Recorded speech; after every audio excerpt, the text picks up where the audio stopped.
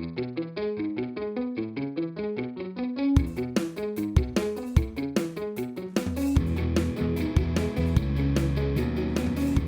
to this episode of Author Eccentric. I'm Travis Davis, your host. Tell us your story. Hey, everybody. This is Travis Davis with Author Eccentric, and we got Nicholas Pichach today, and he had written a pretty interesting book that I want him to talk about himself, and we're just kind of talking author to author and if anybody out there has any ideas, if they're thinking about writing a book, just do it, and marketing, and just kind of see where it takes from there. So, Nicholas, take it away. Yeah, so published by Defiance Press. It's Seastate Origins. So the story there, it's kind of an extrapolation of what you see happening around us is the United States stagnating.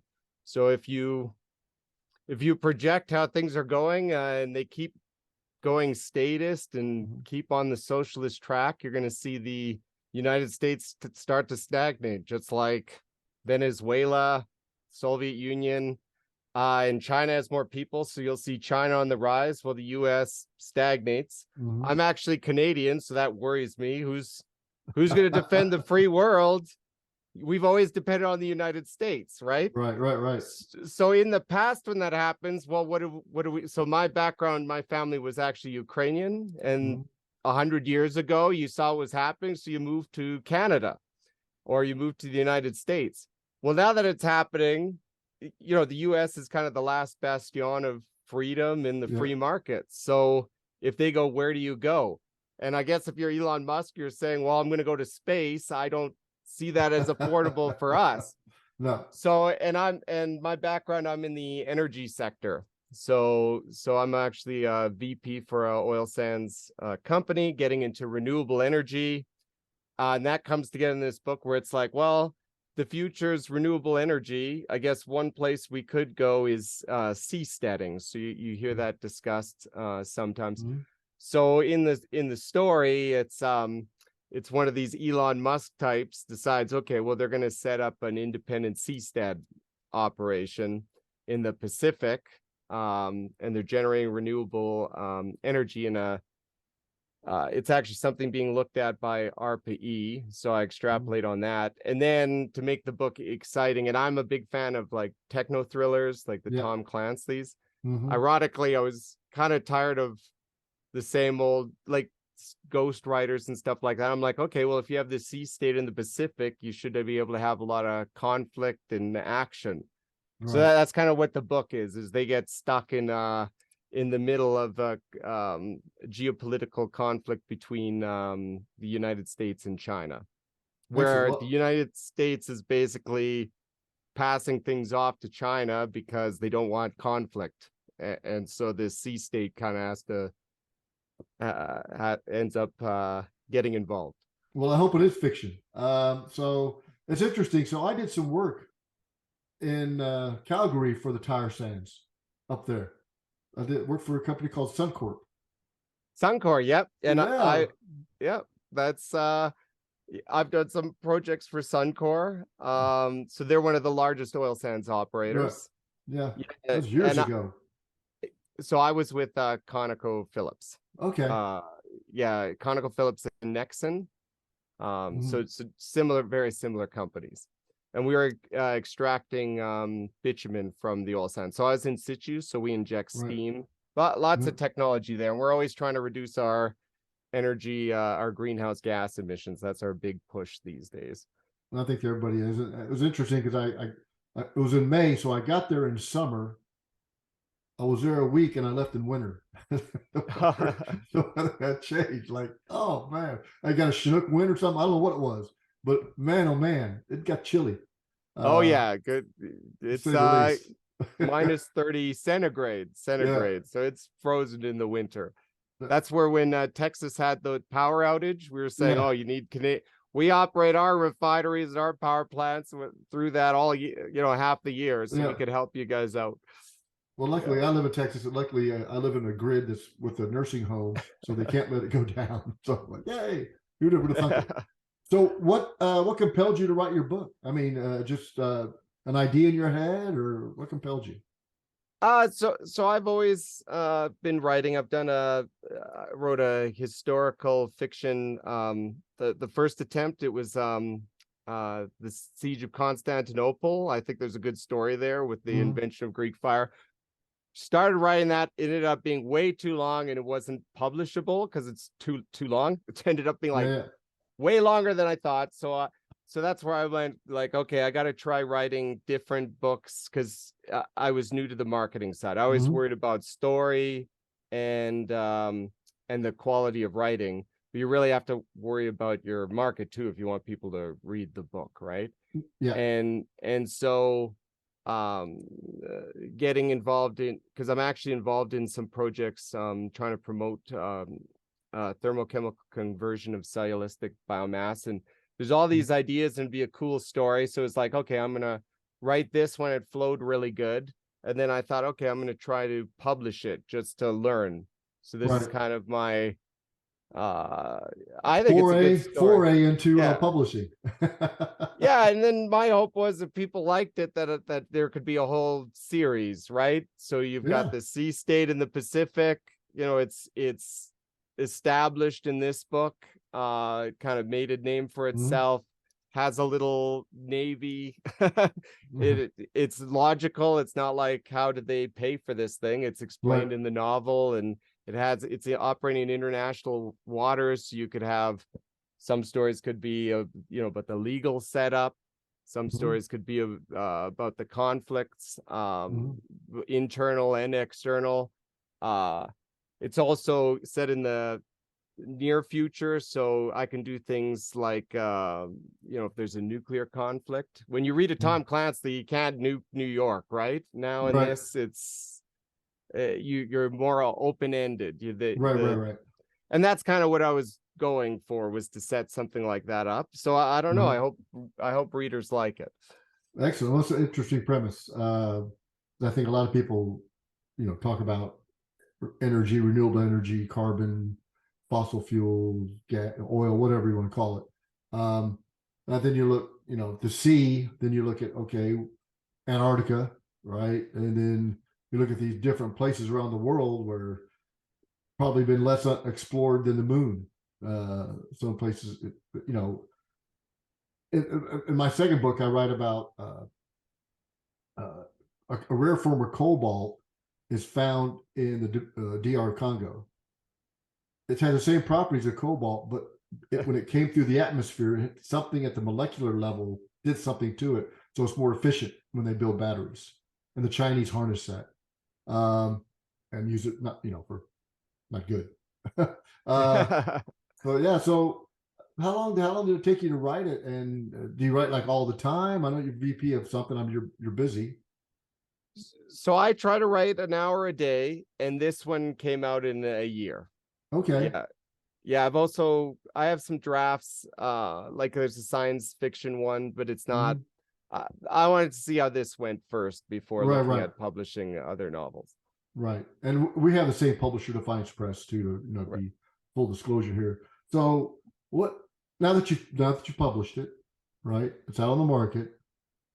How are you marketing it? Which is the toughest aspect, I think, of writing a book, unless you have your own TV show, right? Yes, or a huge social media following. Then you probably didn't write it anyways. So what do you do? Yeah, and that's what I've been learning. So that's where the first thing was I thought, oh, this book's so great, someone's going to want to publish it. But you send out the letters and you realize it's very politicized, right? Yes. Like they see this is a libertarian novel. We don't publish those. Right. Can we change the name of China to China Sign or something? Yeah, you've got it where and I'm going, but there's renewable energy and they're growing sargassum. There's lots of science, and the military thriller guys should like it because it's not as exciting now because of what's happening to Ukraine, but they're using drones extensively. And I had it where they're doing airstrikes with drones. Now at the time I had one person say, well, that's pretty far-fetched that they're going to be doing all this with drones. And then they're doing it in the Ukraine now. Now it's not so Now it's not so far-fetched, but Yeah. that's where I thought the technology side would kind of sneak it in. But no, they caught on that you're talking freedom and you're talking you're anti-socialism. Well, we can't Right. publish that. That's where I found that okay, but then I found Defiance Press that they're open to more Yeah. promotion of freedom. This is we like to say I'm from Alberta. Alberta is the Texas of Canada, Yes. or Exactly. hopefully it continues to be. It's kind of questionable now, Right. but that's getting into politics. But Right. but that's where I found, well, Defiance Press, it seems like that's the place to publish it. And then I've been actively promoting it like on libertarian pages and on those technology pages and on military history pages. On Um, Facebook yeah, or on Facebook, and then on the energy side, because it's also lots of energy, discussing renewable energy and how to reduce carbon emissions. right. That I discuss on LinkedIn. Mm-hmm. So that's kind of where I've been focusing it. But if I could go back, I would have had a huge marketing plan, right? Like yourself doing the Mm-hmm. podcast and going on media, Mm-hmm. doing press releases, setting up like a YouTube video. Someone set up like a YouTube video Mm-hmm. where, because I'm finding that some people are surprised when there's so much military conflict in this novel. That's not what they thought it would, and they like Mm-hmm. it. But Right. I tried to put it all in. It's so lots of different audiences. It's just trying to connect them all. Yeah, I think so. I do trailers for all my books, and I'll do different versions of the trailers using iMovie or some AI generation tool like Pictory. So I do a lot. Because I want to visualize it, but I want to visualize it quickly. But you gotta, you don't want to give away the plot. You want to be able Yeah. to sucker somebody in. So another thing that I've done here recently is I'm using a site that I took the 3 first chapters of my book and I ebooked them. So I created an ebook out of the 3 chapters. I give it away free. But then what they did, that I capture their email address and I put that part of my newsletter, which I'll start probably next month doing a monthly newsletter and using that to be able to get back out. Goodreads, the giveaways are good. And there's a lot of mechanisms to do that. I haven't found, the Rosetta Stone yet. Of it's just trial and error, but I think that's probably way to go. But and it's pretty cool because to create the e-reader is free. The software is free. And just take the final version of the book in Word and take the first 2 chapters and boom, convert it. And it's an ebook. But that's the enticement. To be able to have somebody to not make a commitment, but be able to read the book and get interested in it. Yeah, that's exciting. Yeah, and I liked your trailers. That's where I was talking with some 3D animators, and we're thinking of doing a trailer. Yeah. For this one. Yeah, I enjoy it. I like the creative aspect of it. So, I mean, it is the marketing is. I mean, you can have the greatest thing since peanut butter, right, or sliced bread, but if you can't get it out there, it's tough. And who do you send the book to? If you send it to them, are they even going to read it? Right? If they read it, are they going to put a review out? The reviews are important. That's critical. Is it audio book? Is it what all the formats is this book in to be able to hit everybody with a different way they read books now? Myself, I'm a book reader. I like to have a book in my hand, right? And I'm a technologist, so but I kind of old school something like that. So in the book, it's renewable energy, which I think is pretty cool, right? Because I think a lot of people talk about I think there is going to be a military aspect of the renewable energy, just like there was for oil and gas, right? I mean, there's always somebody that wants what you have to make their life better. So you have that conflict. Yes, and where that comes into play is I wanted this Seastate. Like, if you set up a Seastate and it's not economically independent, then you're not free to do whatever you want. You're still dependent on the United States or China or Japan. Yeah.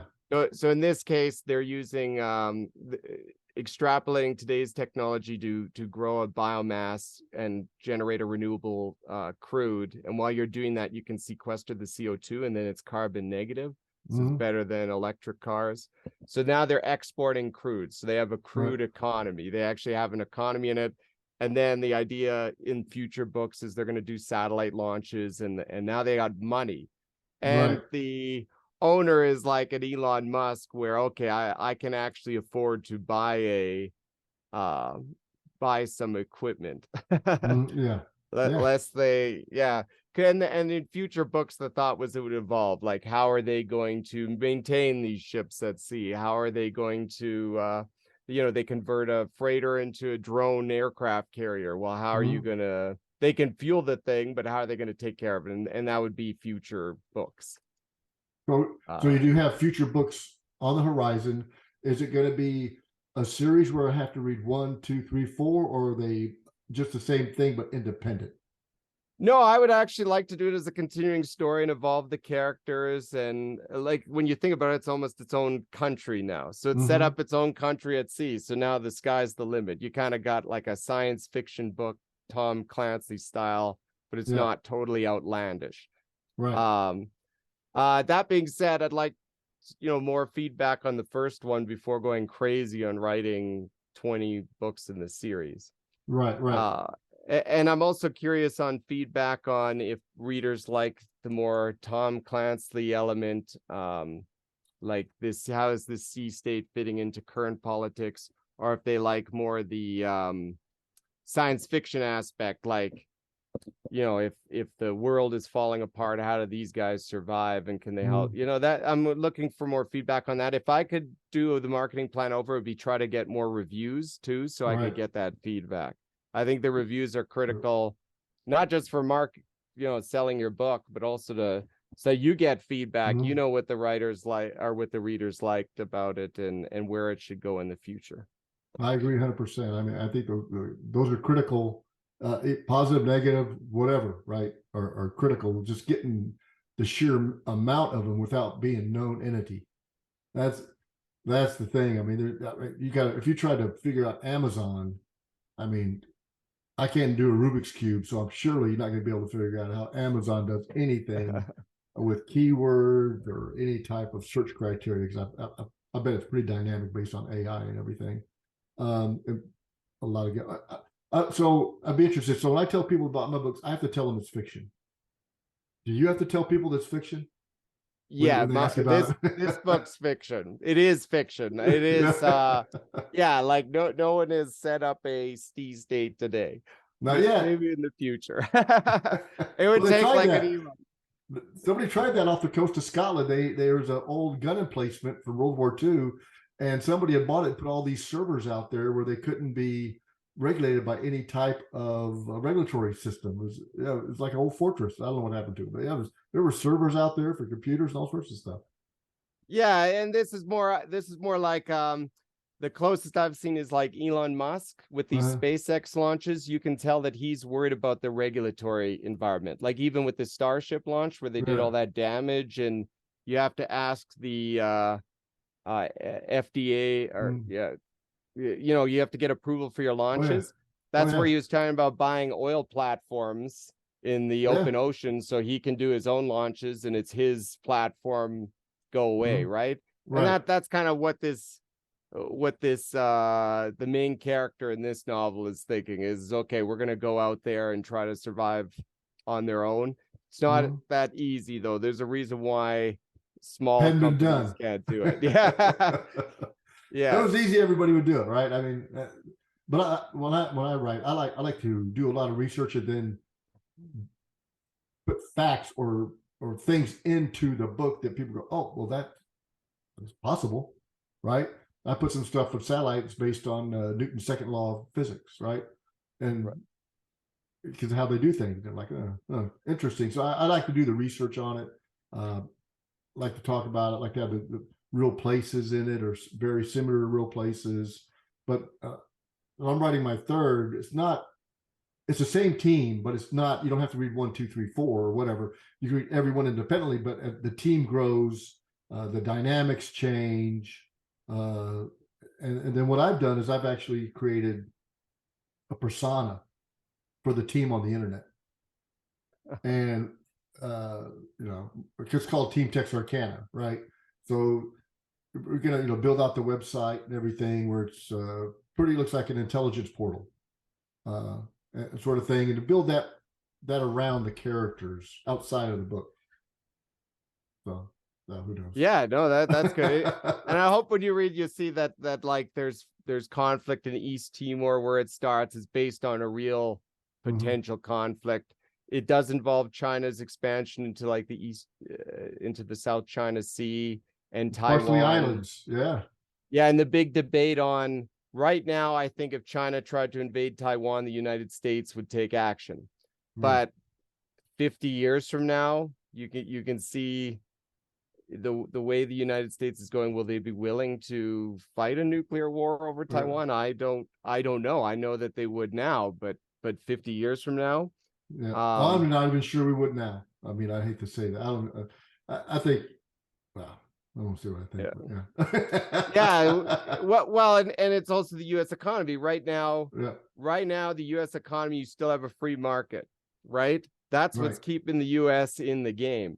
Right. But if it keeps going socialist, like that's what they, and and I find that also makes it hard. I'm surprised at how hard that is to publish. That if you support free markets, that some publishers think that's extreme, which is we've been supporting. That's what the United States is supposed to be all about. It's counterintuitive, right? It's counterintuitive.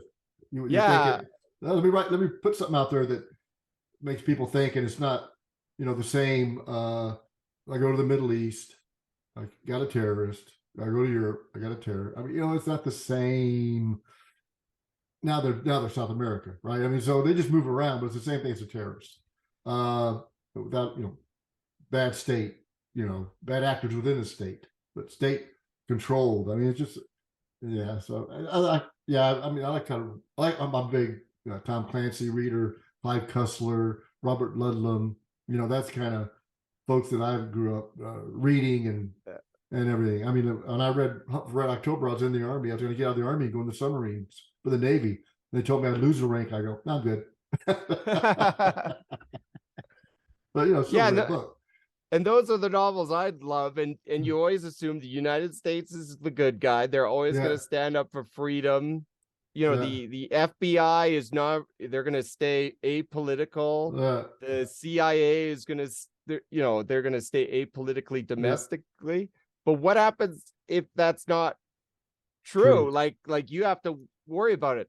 You watch now, and some people are celebrating that the FBI is politicized because they must do that. And you're kind of like, is that the KGB or the CIA? Like, what's going on?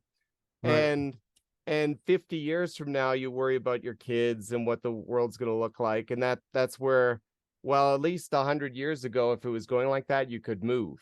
Now, where do you move? You can't move anywhere.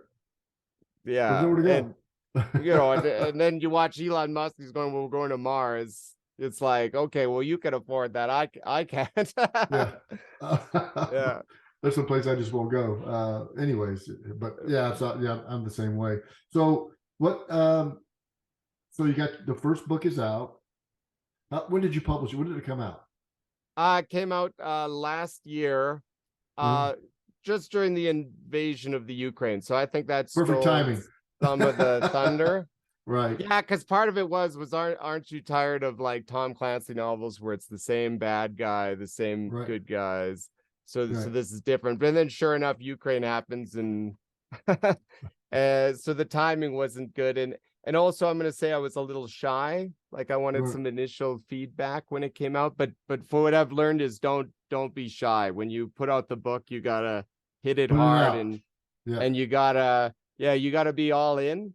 That's one thing I wish I could go back and try to be more all in. But I think that's where you're talking about, like doing these podcasts and presenting more and doing the online trailer. I think that's where I'm gonna try to do more of that now that the confidence is up, I guess. Yeah, you got to help visualize it, and you got to think outside the box. Like I just did a presentation at a local library, right? On stage. They recorded it. Now that recording's on YouTube, so I can send it out. Or different book signing events, right? That going out there and you're selling 2, 3, 5, 10 books. It doesn't matter, right? What the goal is to get it out, right? To get it out where you're maybe not living in your city, outside of that, and get, you know, wider audience. So, you know, is it followers on Amazon? Is it TikTok? Is it Instagram, Facebook, Twitter, whatever, right? And get that. So that's the cool. But I think a lot of authors, and I was probably naive, like people are going to buy it. Who cares, right? It's a good book. I think it's a good book. So people are going to read it. Then all of a sudden you're going, I should have marketed it. I should have had a plan. So that's what I did better on this one than I did. But there's no reason why you can't go back and market the first one. Yes. Yes. And I'm Just going to say because that it's out doesn't mean you can't market it. yeah, so that's what I have to do now. But you're right that you should do it off the bat. When you put it out, you've got that you want to go in with a bang. Right. Yeah. And I talking to somebody a couple podcasts ago, one or two, and he said every day he does something different in marketing every day.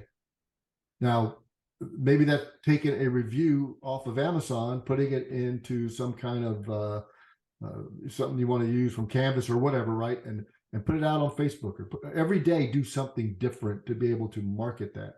And then maybe think of something else to do that somebody's not doing, or you've seen somebody do that's successful. Jack Carr, very successful, right? He very successful, great books, so maybe what he's doing or some others are doing, but it's for I don't say nobody, but for a non-celebrity is tough. It takes time. Well, hopefully this is the start of that campaign. Well, so good. Excellent. Thanks for having me. No, great. I appreciate it, and look forward to it. So again, folks, market, write it, market, write, market. Something like that. And it's important. You when you're writing, you think this book's going to be so good, it will market itself. It's not big. It's not. There's thousands of books a month put out on Amazon. That's crazy. And the traditional book publishers who would do the market, they have a narrative, I think, that they want to push. And if your book doesn't fit in that, they're going to actively oppose your marketing. Could be. Yeah. I mean, hell, who knows? But that was great, man. That's fantastic. Yeah, here we go. Oh, yay. There's the book. Yeah. Seastate Origins. Yeah. And you can get it on. So it's on Amazon. There is also so it's on Kindle, it's on Defiance Press website, and there is an audiobook. Excellent. I highly recommend folks go out and get that. What you can do too is promote your book for signed copies on your website, right? Sell them through your website, and that way you capture the email addresses. Yes, and we're working on a website now. Yeah, so that's something I would do critical. Off the bat. Yeah, is do up a website for them. Excellent. Well, it was great meeting you. Best success, and we'll talk to you very soon. All right, thank you. Yeah, in energy sector, we'll have to collaborate sometime. Yeah, I think you find. I have some wild ideas. Talk your book about right now. That's my day job, is worrying about oil inventories and what's the price of oil and reserves, and how do we get this bitumen to market and the like. Yeah. Well, great. Well, it was great meeting you and talking to you. All right, have a good one. All right, thanks. Thank you for listening to Author Ecce. There'll be another episode next week. Please stop by and start your own story. We can't wait to hear it.